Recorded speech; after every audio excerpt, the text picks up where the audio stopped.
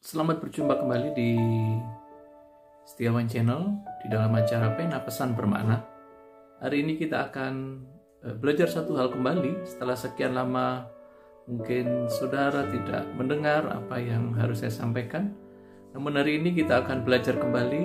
Terima kasih kalau atas atensi dan apa yang sudah diingatkan, sehingga beberapa hari ini banyak hal yang harus saya kerjakan sehingga belum sempat membuat pena pesan bermakna kembali.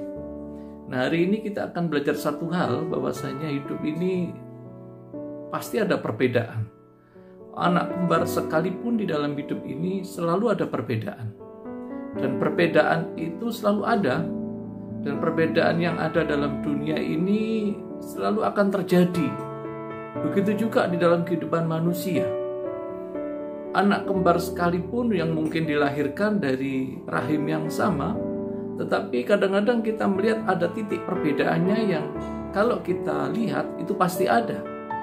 Bohong kalau ada orang berkata bahwa perbedaan itu tidak ada. Nah, oleh karena itu yang disebut kata kehidupan perbedaan ini akan muncul dalam kehidupan kita selama kita hidup di dunia. Tuhan menciptakan kita juga demikian. Sidik jari di seluruh dunia pun tidak akan sama, selalu berbeda. Nah, dalam perbedaan-perbedaan ini Tuhan izinkan dalam kehidupan kita supaya kita dalam perbedaan ini bagaimana mempersatukan di dalam setiap perbedaan kita. Nah, oleh karena itu dalam perbedaan ini marilah kita mencari titik temunya supaya kita menemukan sebuah pertemuan yang indah. Nah, saya yakin dan percaya dalam perbedaan senantiasa dalam kehidupan kita ini akan, kalau kita tingkatkan, kalau kita tensinya kita naikkan, akan terjadi sebuah perpecahan dan akan terjadi sebuah perselisihan di antara kita. Nah, Tuhan tidak mau dalam perbedaan-perbedaan ini akan memunculkan perpecahan demi perpecahan. Tuhan tidak mau di dalam perbedaan ini akan memecah tubuh Kristus. Dan juga Tuhan tidak mau dalam perbedaan kita sebagai orang yang percaya kepadanya, kita menjadi orang yang saling bersilang pendapat dan kemudian saling menjatuhkan satu dengan yang lain. Nah, kalau kita lihat dalam sebuah kebenaran firman Tuhan, ditulis begini dalam Roma 15, ayat kita saya bacakan mulai ayat yang ke-5. Semoga Allah adalah sumber ketekunan dan penghiburan, mengaruniakan kerukunan kepada kamu. Perhatikan, mengaruniakan kerukunan. Munculnya kata rukun karena adanya perbedaan. Saudara, kata rukun itu sendiri adalah menjadi satu. Rukun itu adalah menjadi satu di dalam perbedaan. Nah, Tuhan mau ketika Tuhan menyatakan mengaruniakan kerukunan kepada kamu sesuai dikatakan dengan kehendak Kristus. Nah, rupanya Tuhan merindukan kita dalam setiap perbedaan kita ada yang disebut kerukunan dan kesatuan. Dan kerukunan kesatuan diharapkan oleh Tuhan supaya kerukunan bisa terjadi. Contoh yang paling mudah, sudut pandang kita di dalam sebuah objek itu bisa berbeda tergantung dari mana kita melihat sudut pandang itu. Kalau sudut pandang kita lihat dari kebalikan dari sebuah objek itu, maka orang yang dibalik objek itu akan melihat hal yang berbeda. Nah, kalau kita lihat dari sudut pandang yang lain, maka kita akan menjadi berbeda. Bahkan bukan hanya setiap sisi manusia, perbedaan itu bisa terjadi di dalam kehidupan kita, bahkan di dalam pekerjaan, bahkan di dalam kegiatan kita melayani. Pasti ada perbedaan di sana sini. Tetapi bagaimana dalam perbedaan itu akan mempertemukan persamaan sehingga menjadi satu kesatuan yang indah. Nah, Tuhan mengatakan bahwa kerukunan adalah kehendak Tuhan, kesatuan. Kata rukun sekali lagi itu muncul karena adanya perbedaan. Tuhan tahu bahwa manusia itu berbeda. Tuhan tahu ketika Babel didirikan oleh manusia, manusia menjadi satu tujuan, ingin mencapai yang tertinggi. Namun Tuhan tidak mau. Tuhan serahkan kita menjadi berbeda. Di dalam bahasa kita berbeda, di dalam pola pikir kita berbeda, di dalam budaya kita berbeda. Namun dalam perbedaan ini, marilah kita bersama-sama meningkatkan kesatuan. Ayat yang ke-6, sehingga dengan satu hati, nah kerukunan itu dimulai dengan satu hati dan satu suara, kamu memuliakan Tuhan. Di dalam perbedaan itu, mari kita menjadi satu hati dan satu suara untuk memuliakan Tuhan. Sehingga kita menjadi rukun di dalam perbedaan itu. Dan Bapa Tuhan kita, Yesus Kristus. Alangkah indahnya, perbedaan-perbedaan ini kita bangun bersama-sama. Dan kita bangun di dalam sebuah tujuan yang sama, yaitu memuliakan Tuhan. Saudara, bukan hanya kita sebagai manusia yang berbeda, bukan hanya orang yang kembar, sekalipun kembar bisa berbeda. Bahkan hari-hari ini kita melihat, kita mendengar perbedaan pun terjadi di dalam sebuah kegiatan yang disebut gerejawi. Contoh yang paling sederhana perbedaan yang terjadi adalah dogma. Gereja satu dengan gereja lain bisa berbeda dogmanya. Yang satu mengakui dengan baptisan selam, yang satu baptisan percik, yang satu dogmanya tidak mempercayai adanya ini dan itu dan segala macam. Bahkan hari-hari ini kita melihat senior-senior kita, hamba-hamba Tuhan yang besar, mereka meningkatkan tensi perbedaannya, bahkan menyerang, perhatikan, meningkatkan tensi perbedaan, memperuncing perbedaan. Kita melihat di dalam apa? Di dalam YouTube yang kita lihat. Kita lihat di YouTube. Begitu banyak di YouTube senior-senior kita, para hamba Tuhan yang diurapi, yang begitu luar biasa, yang begitu dahsyat dalam kehidupannya. Mereka bisa saling menyerang satu dengan yang lain di dalam perbedaan itu. Kadang kita menjatuhkan satu dengan yang lain. Yang lebih ngeri lagi, kita menghakimi satu dengan yang lain. Seakan-akan apa yang kita percayai, dogma, pembelajaran yang kita percayai adalah satu-satunya kebenaran. Yang lain tidak benar. Yang tidak cocok dianggap salah, yang tidak sama dianggap salah. Pikirnya semua harus sama sesuai dengan apa yang dipikirkan. Bahkan hari-hari ini untuk menjatuhkan, menyerang hamba Tuhan satu dengan yang lain di dalam perbedaan-perbedaan itu, tidak segan-segan mengupload video-video perbedaan itu dan dilontarkan secara terus terang. Mereka menyerang satu dengan yang lain dalam perbedaan. Sehingga apa yang terjadi? Kami melihat sebagai orang-orang yang biasa, jemaat, hamba-hamba Tuhan yang mungkin tidak sehebat beliau, tidak sehebat orang-orang yang sudah dipakai Tuhan ini. Kita seakan-akan menjadi superior, lebih daripada yang lain. Saudara, kita melihat hal ini, hati kami menjadi miris. Tuhan merindukan sebuah kesatuan, kerukunan di dalam perbedaan itu. Ayat 7 dalam Roma 15, sebab itu terimalah satu akan yang lain. Nah, rahasianya adalah di dalam perbedaan menerima satu dengan yang lain dalam perbedaan itu. Sama seperti Kristus juga telah menerima kita untuk kemuliaan Tuhan. Perhatikan Roma 15 ayat 7 ditulis, terimalah satu yang akan yang lain sama seperti Kristus juga telah menerima kita. Saudara, Kristus menerima kita di dalam begitu banyak perbedaan. Kristus menerima kita apa adanya dalam kehidupan kita dalam perbedaan. Bahkan kalau kita pertimbangkan dogma-dogma yang ada dari sinode satu dengan sinode lain yang bisa berbeda, sinode satu mengakui bahwa dirinya ada yang paling benar sehingga menganggap yang tidak sesuai itu adalah hal yang salah, yang tidak sesuai itu adalah hal yang tidak benar. Sehingga apa terjadi? Terjadilah sebuah persepsi-persepsi yang muncul di sana-sini. Akhirnya ketika diupload di video, nampaknya seperti perbedaan itu diperuncing dan terjadi sebuah perbedaan yang menyerang satu dengan yang lain. Kami tidak begini, kami tidak ingin hal itu terjadi. Kami rindu hamba-hamba Tuhan yang senior, kami rindu orang-orang yang sudah dipakai Tuhan dahsyat dan ajaib. Saya tidak menyebut, pasti kita tahu. Yang satu menganggap ini adalah orang melakukan mujizat dianggap perdukunan, yang lain menganggap yang lain dan lain. Mempertahankan apa yang dikerjakan, upload lagi video yang lain, terus demikian sampai hari ini. Saudara, sedikit mungkin kita harus pahami, menerima di dalam perbedaan, menerima di dalam sebuah perbedaan itu adalah indah. Saudara, dogma atau pemahaman yang sedang kita pahami di dalam pembelajaran Alkitab kita, itu adalah tanggung jawab, perhatikan, itu adalah tanggung jawab setiap sinode atau pribadi, setiap dogma atau doktrin itu, tanggung jawabnya adalah di hadapan Tuhan. Mengapa kita menyerang mereka satu dengan yang lain? Mungkin karena kita menganggap yang lebih benar dan lebih baik.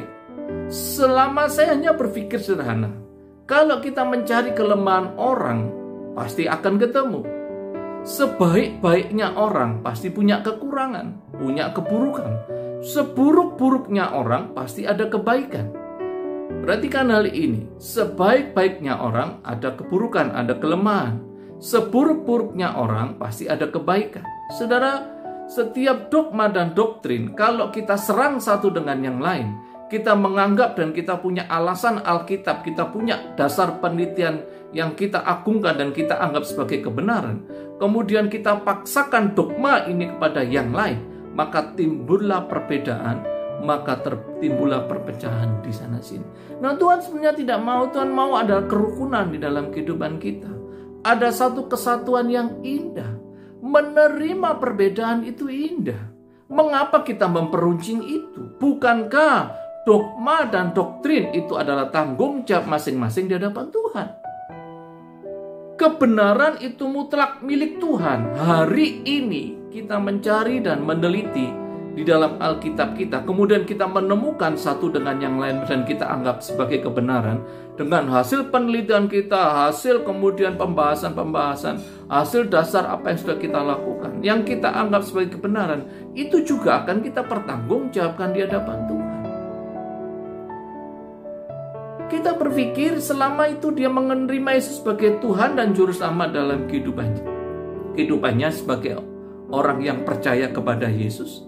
Selama dia menerima Yesus sebagai Tuhan dan Juru Selamat dalam kehidupannya, mengapa kita harus berdebat di dalam dogma dan doktrin? Ayo, sebuah kesatuan ini perlu kita bangun. Jangan memperuncing dogma yang berbeda dan doktrin yang berbeda. Kita masing-masing punya alasan, kita punya dasar Alkitab, punya dasar penelitian, kita punya dasar sejarah yang mungkin kita baca, yang mungkin kita teliti. Namun bisa terjadi perbedaan. Perhatikan, semua yang disebut dogma, pembahasan-pembahasan dasar dalam kebenaran, pertanggungjawabannya adalah di hadapan Tuhan. Kita pertanggungjawabkan di hadapan Tuhan. Kalaupun kita berbeda, mengapa kita tidak terima terlebih dahulu? Terima dulu. Kalau mau menyampaikan, bicara satu dengannya dari hati ke hati. Bukan di-upload di video, kemudian kita secara frontal, secara khusus kita katakan si A, si B ini salah, ini pengajaran yang salah, yang benar adalah ini dan itu dan ini dan itu. Untuk apa? Mari kita membangun dalam kehidupan kita. Menerima perbedaan di dalam kebersatuan ini adalah indah. Kenapa? Karena kerukunan dan kesatuan itu adalah menerima perbedaan. Di dalam kerukunan dan kesatuan, kalau kita tidak bisa menerima perbedaan ini dan menganggap kita lebih baik dan lebih benar di dalam kehidupan kita, dalam banyak hal, maka nggak akan terjadi kerukunan, kesatuan. Saya akan bacakan Roma 14 ayat yang pertama, ditulis begini dalam firman Tuhan. Terimalah orang yang lemah imannya, perhatikan orang yang lemah imannya sekalipun, tanpa mempercakapkan pendapatnya terlebih dahulu. Perhatikan, orang yang lemah imannya, terimalah dulu, tanpa mempergunjingkan dan mempercakapkan pendapatnya. Artinya, kita menerima mereka dalam perbedaan, sekalipun dogmanya itu berbeda, dan selama itu masih dalam baris atau garis-garis yang jelas-jelas saja, ya kita terima. Kecuali kalau mereka sudah tidak mengakui Yesus adalah Tuhan dan Juru Selamat, ya kita katakan salah, itu jelas. Ya kan? Nah, tetapi kalau hal-hal yang dasar, kalau kita baca dalam Ibrani, Kadang-kadang kita ini terjadi perbedaan-perbedaan yang sangat tajam, sehingga kadang-kadang membuat kita ini menjadi ngeri-ngeri sedap, sehingga kita kadang mengupload tanpa kita kemudian menyadari bahwa perbedaan kalau diperuncing akan terjadi perpecahan. Ibrani 6 ayat yang pertama, sebab itu marilah kita tinggalkan asas-asas pertama dari ajaran tentang Kristus, bukan diabaikan tetapi letakkan dulu dan beralih kepada perkembangannya yang penuh. Janganlah kita meletakkan lagi dasar pertobatan dari perbuatan yang sia-sia dan dasar kepercayaan kepada Allah, yaitu ajaran tentang berbagai baptisan. Perhatikan, ajaran tentang zaman dulu, baptisan aja sudah begitu banyak. Yaitu tinggalkan dulu asas itu. Dasar-dasar dari ajaran-ajaran yang ada tentang baptisan, penumpangan tangan, kebangkitan orang mati, dan hukuman kekal, itu kita letakkan dulu. Apa yang menjadi prioritas kita hari ini? Yang menjadi prioritas kita dalam perbedaan untuk membangun satu dengan yang lain adalah kita membangun hidup kita secara pribadi, kita membangun personal kita, personality kita secara pribadi, sehingga kehidupan kita bukan lagi seperti yang dulu, tetapi kehidupan kita menjadi seperti Kristus. Adalah ini lebih penting daripada kita memperdebatkan dogma yang difahami setiap orang, kemudian kita peruncing. Ya, perhatikan, kita peruncing, kemudian kita pertajam, sehingga bahkan kita nggak puas, mungkin kita nggak nyaman, kita upload video dengan kata-kata bahwa kita nyatakan bahwa itu salah, kita nyatakan bahwa ini malu dilihat orang yang tidak percaya Tuhan, dilihat orang yang tidak mengenal Tuhan. Ketika saya bertemu dengan orang-orang yang tidak percaya Tuhan Yesus sebagai Tuhan, mereka mengatakan, ngeri ya, Kristen juga ada perpecahan juga. Kristen juga ada saling serang. Kristen juga ada saling nyinggung. Kristen juga saling sindir satu dengan yang lain lewat YouTube. Sangat mempermalukan. Yuk kita cooling down hari ini. Mungkin ini sebuah penyampaian isi hati kami. Kita merendahkan hati di bawah kaki Tuhan. Sudahlah, biarkan mereka bertanggung jawab di hadapan Tuhan masing-masing. Tidak perlu kalau kita bisa berbeda, mungkin ya pasti berbeda. Kalau kita perlu menyampaikan, kenapa nggak ketemu? Bicara baik-baik. Rendah hati, bicara baik-baik. Kalau sudah berbeda, kita sampaikan apa yang kita pahami. Mereka tidak mau karena mereka punya pemahaman atau dogma yang lain. Sudah, itu adalah tanggung jawab mereka di hadapan Tuhan. Kenapa? Kalau ini kita biarkan, bayangkan, hamba Tuhan senior 1 punya pengikut sekian ribu. Hamba Tuhan 1 yang senior punya pengikut sekian ribu. Kalau kita peruncing, akhirnya apa yang terjadi? Pengikut dengan pengikut saling serang. Bukan hanya pemimpin, tapi pengikut dengan pengikut saling sindir. Dan itu tidak sehat. Harapan kami adalah, ayo kita membangun sebuah kesatuan yang indah. Ada hal yang lebih penting daripada hal yang kita perdebatkan, yaitu bagaimana hidupmu. Sudahkah hidupmu ditata, cara bicara kita, cara pikir kita, cara pandang kita, kita tata seperti Kristus. Kita lihat Kristus, dia bisa menyatukan perbedaan. Ya, sekalipun dia ditentang, dia tidak kemudian semena-mena, tidak. Indah sekali. Murid-muridnya 12 bisa berbeda, mereka punya latar belakang yang berbeda, tapi dari 12 murid ini yang berbeda bisa disatukan. Yuk kita mempersatukan kehidupan kita sebagai orang percaya. Ayo kita mempersatukan kehidupan kita sebagai orang yang mengasihi Tuhan, orang yang mengenal Yesus sebagai Tuhan dan Juru Selamat dalam sebuah kesatuan, dalam sebuah kerukunan. Saudara, sekali lagi, kata rukun dan kesatuan itu ada karena perbedaan. Kata rukun dan bersatu itu ada karena ketidaksamaan. Perbedaan pendapat, cara pandang, pemikiran, semuanya. Dan kita butuh kerukunan. Kita minta, Tuhan, yang penting kita rendah di Tuhan, satukan kami. Tubuh Kristus. Kita ini tubuh Kristus. Kita perlu mempersatukan hidup kita secara bersama. Kita perlu menyatukan kehidupan kita dalam sebuah kesatuan, dalam sebuah pemahaman yang indah. Tuhan mau tubuh kita, tubuh Kristus ini tidak terpecah. Bayangkan kalau semua berjalan sendiri-sendiri, tidak ada satu kesatuan. Ini yang menjadi kepala Kristus akan bingung dan pusing dengan sendiri. Kenapa? Karena menganggap dogma kita lebih baik dan lebih benar. Padahal ukuran baik dan benar nantinya yaitu masa penghakiman Tuhan. Maka Tuhan yang akan menghakimi apakah dogma kita lebih baik dan lebih benar. Bukan kita. Fahami apa yang kau imani, dogma yang kau terima, kerjakan dengan baik, dengan tekun. Apa yang kau mau lakukan, lakukan. Percayalah, masing-masing punya pertanggungjawaban. Apa yang kita lakukan, semua dipertanggungjawabkan di hadapan Tuhan. Yuk kita bersatu, yuk kita rukun bersama dalam satu kasih. Kita perlu kasih Tuhan yang mengikat kita. Biarkan kasih ini menjadi ukuran kita. Kasih ini mempersatukan semua umat Tuhan. Kasih ini mempersatukan semua tubuh Kristus. Dan Kristus sebagai kepala, dia tidak akan melihat kita menjadi sedih. Seandainya Kristus melihat kita dan kita melihat ekspresi wajahnya, dia akan sedih. Apalagi kita upload, perhatikan, kita upload secara umum terbuka di YouTube. Dan kita sindir satu dengan yang lain. Kita serang satu dengan yang lain. Sangatlah tidak elok untuk dilihat, sangatlah tidak elok untuk dipandang.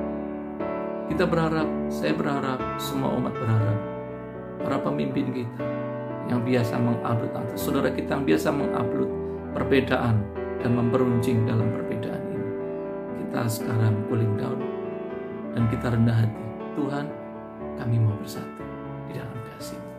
Saya yakin itu akan indah, akan ada kerukunan, akan ada kesatuan yang Tuhan akan izinkan terjadi. Yakinlah bahwa semuanya untuk kemuliaan Tuhan. Tuhan memberkati.